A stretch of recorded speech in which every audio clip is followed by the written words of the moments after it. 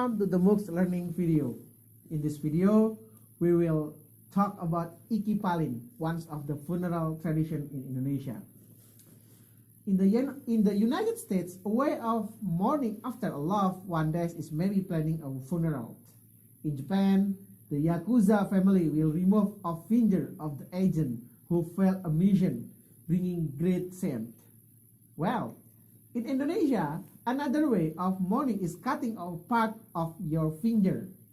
Rizda, do you know where does the Ikipalin take place? Yes, I know the answer. It is in Papua, Indonesia. Yes, you're right. Papuan have different ways of showing their sorrow when their relatives die, mostly by shedding tears. However, the Dani, particularly its women who live in the central highland area of Wamena, observe the Ikipalin tradition as indication of their grief due to their loss.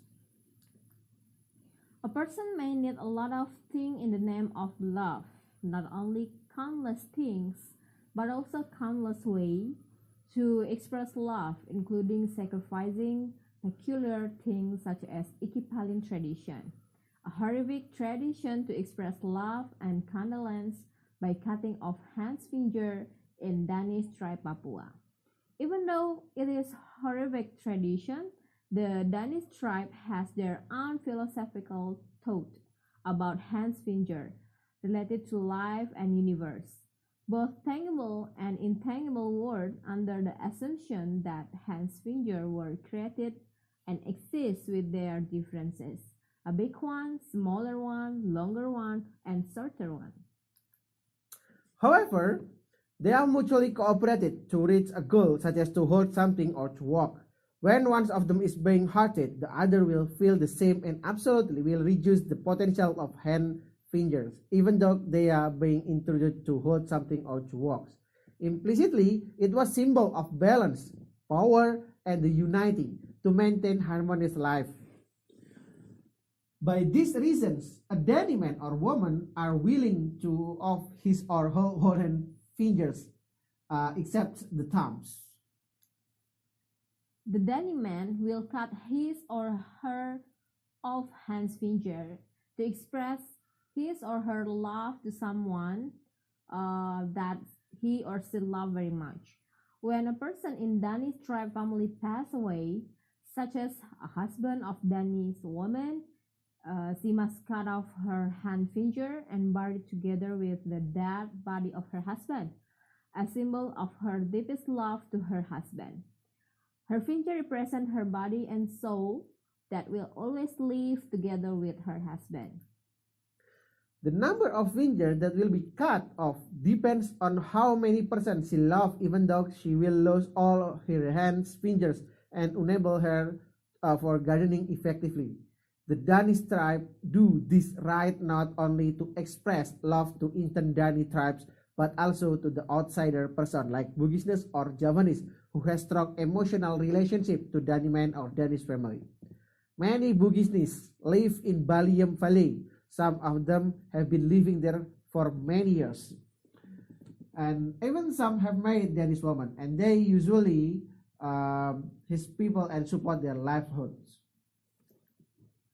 Some Bugis have also adopted some young Dani men as their child, and the Dani men also have considered the Bugis as his or her parent. When the Bugis die, this Dani man will cut off his or her hand finger to express his or her deepest love to his father or mother of Bugis. On the other hand, expressing condolence to that person's extended family can be seen by the blood split and wound from the person who cut off his or her hand finger.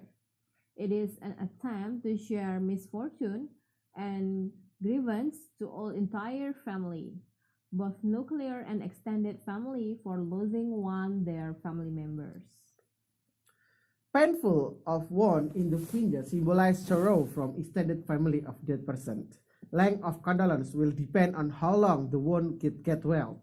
As soon as it get recovered, condolences period will become shorter. Yet it always took a long time in the ancient time because they were used traditional medicine rather than the modern age today to heal the pains. Most of them using modern medical treatment.